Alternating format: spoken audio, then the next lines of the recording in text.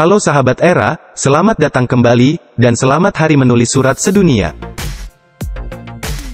Siapkah Anda merayakan Hari Penulisan Surat Sedunia pada tanggal 1 September?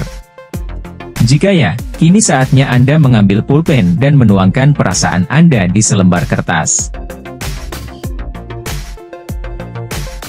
Di era digital yang dipenuhi teks dan email, hampir tidak pernah terdengar ada orang yang duduk manis sambil menulis surat. Namun, menurut penelitian, ada beberapa alasan bagus untuk tidak meninggalkan penulisan surat sama sekali.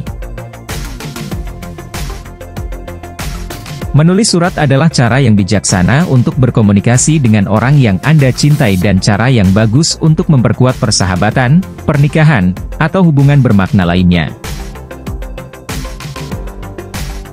Satu lagi alasan untuk menulis surat daripada teks atau email adalah karena hal itu memaksa Anda untuk benar-benar memikirkan apa yang Anda tulis.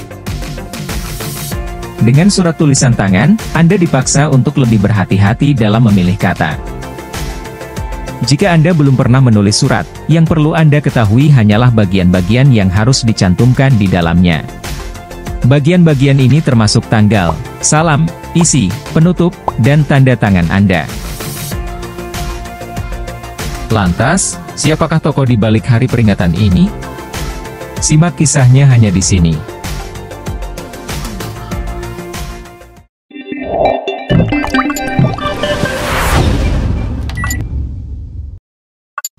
Penulisan surat itu sendiri sudah ada sejak berabad-abad yang lalu, terutama hadir di zaman Mesir dan Yunani kuno. Saat itu, surat-surat ditulis pada bahan-bahan seperti logam, timah, tablet kayu berlapis lilin, pecahan tembikar, kulit binatang, dan papirus.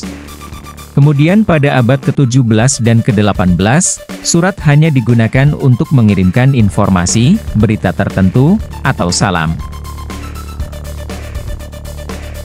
Selama masa perang, surat adalah satu-satunya cara bagi keluarga dan kekasih untuk tetap berkomunikasi. Yang lain menggunakan surat untuk bertukar gagasan, dan merumuskan pemikiran kritis mengenai subjek tertentu. Itulah sebabnya, mengapa beberapa surat, yang dikumpulkan dari masa lalu, berfungsi sebagai arsip inteleks dan diplomatik bagi para sejarawan. Surat bahkan digunakan untuk menentukan seberapa banyak peristiwa dalam sejarah yang terjadi. Sejak saat itu, huruf menjadi suatu bentuk seni yang menonjol sebagai genre sastra. Banyak hal berubah ketika layanan pos diciptakan dan orang-orang mulai menggunakan surat untuk interaksi pribadi.